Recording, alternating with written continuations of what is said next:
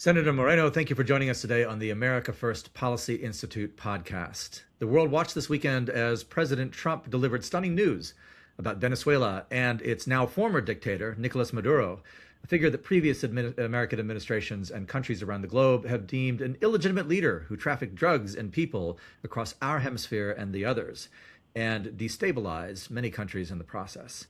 But Senator, you were not watching this from afar. You were there in person at Mar-a-Lago on Saturday when the president delivered this news of a tremendous American victory and success that had eluded previous administrations. Let's start there. Tell us a little bit about that experience of being present with the president when we learned that Maduro had finally come to justice. Well, it was an amazing day, an historic day. This is the day that people in generations to come in Latin America will look as the day that changed the course of Latin America. As you know, the United States, quite frankly, has ignored Latin America for way too long. President Trump's not willing to do that. He wants to make certain that our hemisphere is protected. I find it interesting that you have so many people wringing their hands about what we're doing in the Caribbean and what we're doing in Latin America, and yet want our forces to be fully deployed on the other side of the world. This is about protecting our neighborhood. And let me just say the most important piece. What we saw our military do on Saturday morning in the darkness of the Caracas skies is truly remarkable. I mean, that operation could have gone wrong in so many ways, but it shows you what our military is capable of when you don't have a commander-in-chief that's micromanaging them or using politics as a way to get involved in military operations. So kudos to our Secretary of War, to General Kane, to President Trump for having the guts and courage to pull off an operation like this, and to every single military member who was there. Just truly, truly hats off. Let's drill down on that a little bit, because, of course, it wasn't just the Venezuelan military or the Venezuelan armed forces that the United States had to contend against. It was a Russian layered air defense system, and we learned today that we defeated about a company's worth of Cuban forces as well in the operation. Talk a little bit about the extra hemispheric powers and some of the communist powers that were allied with the Venezuelan regime. Yeah, what's not very well reported is that Hezbollah and many Middle Eastern crime syndicates had made Venezuela their home. They were causing enormous amounts of chaos in the region, as you said earlier. Cuba had basically conquered Venezuela from a security perspective over 2 decades ago. So Maduro wasn't surrounded by Venezuelan security. He couldn't trust them because the Venezuelans hate Maduro.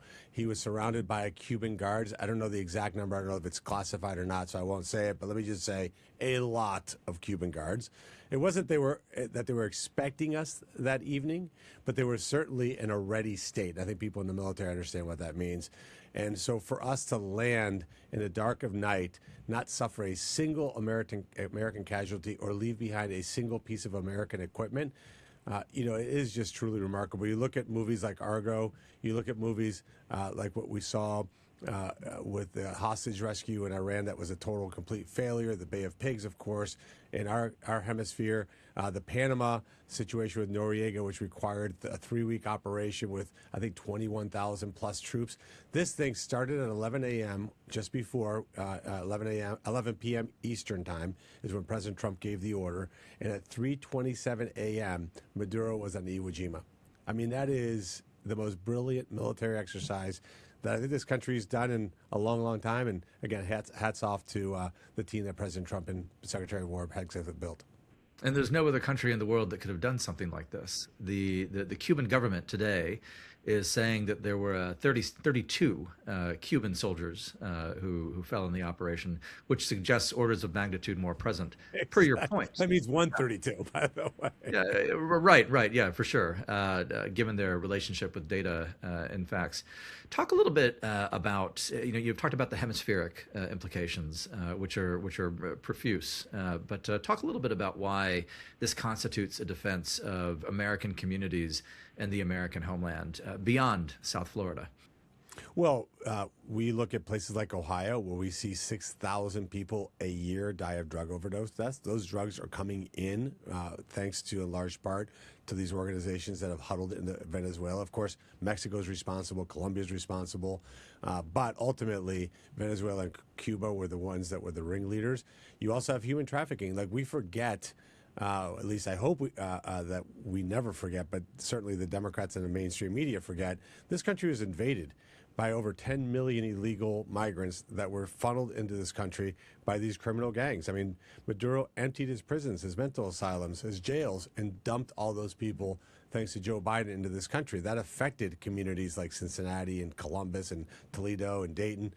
So the effects are long-lasting because it's taken, as you know, it takes a lot longer to get them out than it was to get them back in. Not to mention, of course, the money laundering operation that really facilitated all this, because Venezuela is the really the engine that can do that. And they were the ones propping up the Cuba regime. So you're going to see a domino effect in Latin America. My prediction is by the end of this year, you're going to see almost an entirely democratically elected Western Hemisphere where we now have safety, security, and prosperity. And that really is what putting America first means, because now we've cleaned up our neighborhood and we'll keep it that way. The president has spoken on this as well. The idea that Venezuela is not the end, but the beginning of or the end of the beginning, to borrow the Churchillian phrase, and that there are other narco regimes in the hemisphere that need to either reform or have their own leadership brought to justice. And he's talked about Gustavo Petro in Colombia, who hopefully will have a conservative successor when the elections come there in May. But there's other regimes of concern. We've talked about Cuba, we've talked about Mexico, we've talked about Nicaragua. What do you think the order of precedence is in terms of these problems that need to be solved? Well, Cuba's next for sure. Look, I think Colombia, I'm very optimistic. They do have a duly elected president, democratically elected president. They have very strong institutions. Petro basically is a lame duck. He's a petulant child looking for attention. I think he's long gone history. We'll see what Maduro has to say about Venezuela's involvement and drug trafficking involvement in his election. But again, the new election of a new leader in Colombia is right around the corner. So Cuba is next. I think Cuba's going to be starved for resources. I think you're going to see that regime cripple and fall. Then, of course, Nicaragua. We forget that Nicaragua's been a problem child in Central America for a long time. That cleans up a lot. Now, look, President Sheinbaum has to do more in Mexico. They, of course, were on the tipping edge of becoming a narco state themselves had President Trump not been elected, and forced them to do the reforms that they had to do. But they have to do more. They have to fight the drug cartels. We want to help them, but they have to ask for our help to really wipe them out. And I think you're going to see that example shown in Venezuela, where we now get the cooperation of the Venezuelans to go in there and knock out all these drug cartels, all these guerrilla groups, all these drug traffickers that are on the border between Colombia and Venezuela. And I think when we do that, I think it's going to put a lot of pressure on Mexico to follow suit. So I think by the way, let me just say this. If you're a third world dictator and you saw what we were able to do on Saturday morning in pretty short order, you're thinking of one clear thing. President Trump doesn't bark. He acts. Take the man for his word. If he says he's going to do something, he doesn't play. And I think that message is not only for our hemisphere, but for the whole world. I think that's a really key point, and an insight that I don't think the major media has really lit upon to the extent that they should, which is that nothing that's happened has been a surprise. The bombing of the Iranian nuclear facilities was not a surprise. The fact that Nicolás Maduro is in jail in New York City, which is a great place to try communists, by the way, these days, is not a surprise. He's told us everything that he's going to do. It's in the national security strategy. It's in his rhetoric. It's in everything that the vice president says, the secretary of state says, the secretary of war says. Why, with all this telegraphing, do the bad actors of the world not get the message as quickly as they should? Well, because for decades, that wasn't the case. I mean, I just don't think they've adjusted quickly enough for President Trump. If you go back to just Venezuela, Barack Obama put out an executive order saying that Maduro had to go. That was it. A white piece of paper signed by the President of the United States. You have to go. That was 10 years ago. Biden comes in and adds a $25 million bounty on his head and lots of rattle sabering. And what did that do? Nothing. President Trump came in and said, look, this is the situation. You're a convicted narco terrorist. It's not an opinion. That's a fact. indicted, he's not convicted yet, but he will be. He indicted a drug cartel member. You run a foreign terrorist organization in what is basically using state resources, and you need to go. And he was dancing in the streets, dancing on shows, kind of mocking what President Trump was saying about him because he was used to Biden. He was used to the weakness of Obama. Quite frankly, even some Republican presidents who were weak that didn't do what they're supposed to do. Think about what would have happened if Joe Biden, the day after the Venezuelan election in 2023, had done what President Trump had done. Put those aircraft carriers in the Caribbean, put the military in there, mounted that kind of pressure, going after the oil tankers, knocking out drug boats. Maduro would have been gone. But again, they just don't understand that there's a new sheriff in town, and his name is Donald J. Trump. To what extent? So you're talking about the indictment, which is I mean, I will predict that there's a conviction at the end of this, but the indictment on narco-terrorism charges, of course, all this stems from a policy perspective, from the predicate of the designation of a variety of cartels as foreign terror organizations, which is something that a lot of folks in the establishment fought, and that President Trump enacted with an executive order on day one, which is transformative in the space. What effect do you think that had, that designation of cartels as foreign terror organizations, on the outcome today? Could we have gotten there without that? No, absolutely not. And I'll tell you this: what it means today is very different than what it meant a year ago. I think a year ago they looked at that and go, "That's just pretty words." Now they understand exactly what it means, and that means the ELN, the FARC, organizations that are running rampant throughout South America now are on notice. And they know we just don't play around. And we'll look. Here's a very simple message to any foreign terrorist organization: you mean harm to America, we'll find you, no matter where you are, and we'll bring you to justice. We will not tolerate. We do not have a president that tolerates Americans getting killed. We have seen more Americans die as a result of drug overdoses than all the modern wars combined. That's unacceptable. It's unfortunately been acceptable to prior commanders-in-chief. They talked a big game and they did nothing. President Trump has changed that, and that's why I say Saturday was just a historic day. I got out to Mar-a-Lago, just standing there watching the press conference, thinking to myself, what a time to be alive. To be able to witness history at this level, the pride in the United States of America that I felt not just in our military, but our commander-in-chiefs, the leadership team. And it's sad, honestly, that we have politicians on the other side of the aisle that just can't pause their hatred of President Trump for 1 minute and say, congratulations to our military, congratulations to our secretary, congratulations to our commander-in-chief for doing what they did not have the guts and courage to do.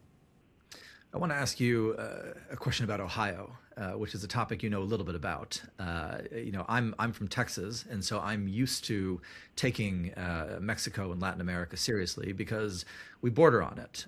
Obviously, Ohio, in the middle of the country, the great Midwest, the heartland, doesn't have that geography, doesn't have that experience.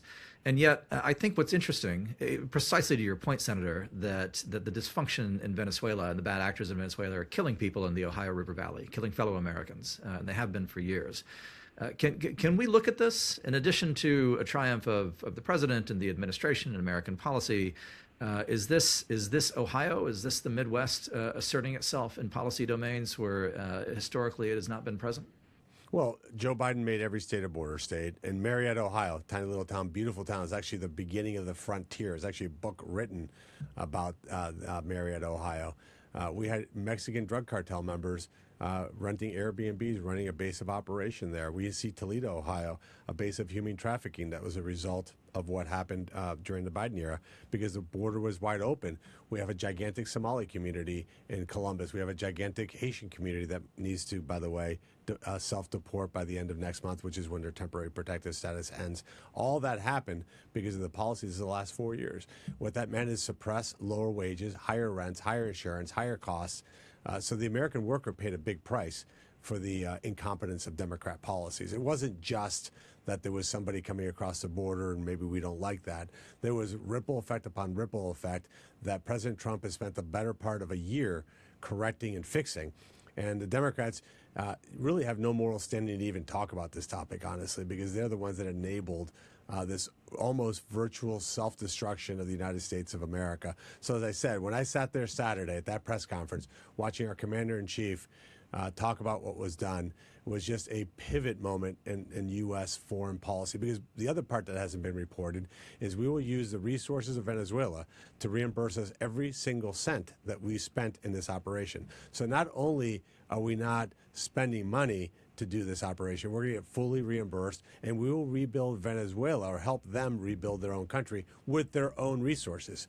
We're not going to send a cent of taxpayer dollars into Venezuela. And like I said, we'll be made whole. That's billions of dollars.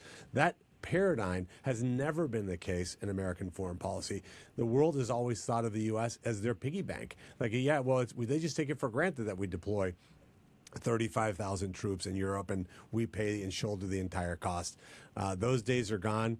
We're not going to be suckers anymore, and we're going to play with a very simple thing that President Trump likes to talk about: good old-fashioned common sense. Well said. Well said. One of the things that is clear, you mentioned earlier entirely correctly that the United States abandoned the region from a military perspective, really post 1990. And so, when you look at the constellation of American military facilities that existed in the Caribbean basin in that year versus what we had until 2025, it was almost bare of true places to project, from which to project hard power.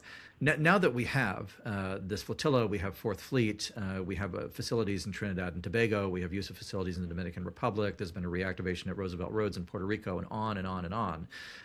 Do we need to make that permanent? Does that need to be a permanent U.S. military, not just area of focus, but presence and deployment in the way that other parts of the world have been? Yeah, absolutely. And let me just reemphasize again, paid for by the resources of those countries, because we're protecting and defending them. I think you'll see us build up a military presence in a free and democratically elected Venezuela over time, but that's not going to come at the expense of the U.S. taxpayer. Those days are long gone. Now, that's made to some foreign policy experts sound like colonialism. It's the exact opposite. It's just common sense. Like, we're not going to constantly be on the hook for every other country's aid. It's not the way this works. We're going to make certain that we help them deploy their oil reserves to their own benefit, but in a way that also benefits the United States of America. Between what we have here in the U.S., what Venezuela has, what Guyana has, the Western Hemisphere is an oil powerhouse. You got to ask yourself, Venezuela should be an obscenely wealthy country, even wealthier than UAE or Saudi Arabia. Why is it not that way? One word: communism. And unfortunately, there's some of my colleagues like AOC, Ilhan Omar, that are clutching their pearls saying this is a terrible thing because they believe that Venezuela didn't do communism properly, that the Mandamis and Bernie Sanders and AOC are going to do it the right way. Let me just tell them, they did it exactly the way communism works. It ruins nations and creates massive poverty. We're going to show them what a strong capitalistic environment looks like. And I think in just a few short years, Venezuela will be a strong, prosperous country where its people don't flee, that's strongly engaged with the United States. And I think that is such a net positive for the whole region. I mean, the whole of Latin America, before the end of my first term, will absolutely transition into an incredibly prosperous hemisphere. And that's very, very good for the U.S. Real quick, I know we're almost out of time. Who are our friends? We've talked about our enemies in the region. Who are our friends? We have a lot of them. I'm going to go visit some of them this month, a few more later on. So we have now Honduras, a strong, good president there. We have a great president in Panama. We have a good leader in Costa Rica, that's Central America. You go down to South America, you got now Ecuador in good shape, Bolivia in good shape, Chile in good shape. Of course, Argentina is a great ally. We got some work to do, depending on what the people of Colombia decide there. But I'm very, very optimistic that we'll have a very good result in Colombia, and there'll be a strong president there that will be a good ally of the United States. We'll see what Brazil ultimately likes to do. Don't forget Paraguay, also a very good president. So I think you're going to see a whole different world unfolding. And again, the question I get a lot is, how does this benefit the American worker? And it benefits the American worker because it means that the prosperity that you deserve, the safety and security that you expect your government to deliver, This is all part of that same equation. This is about bringing down cost. It's about bringing prosperity and security to our neighborhoods. We're no longer going to tolerate international crime syndicates in our neighborhood that cause our kids, our neighbors, our friends to die of these drug overdoses. So it's a great, great day for the United States. Senator, I know we're up on time. I'd like to let you have the last word, and thank you also for your generosity with us. I'll end where I started. To the members of our military, from President Trump to Secretary of War Hegseth to General Kane, thank you. Thank you for showing the world what America is capable of. Only the United States could have done what was done on Saturday morning. And truly, from the bottom of my heart, for every patriot in this country, the debt of gratitude we owe those soldiers that risked their lives to do this is just something pretty spectacular. Amen. Thank you for joining us for the America First Policy Institute podcast. Thank you, Senator. Thank you.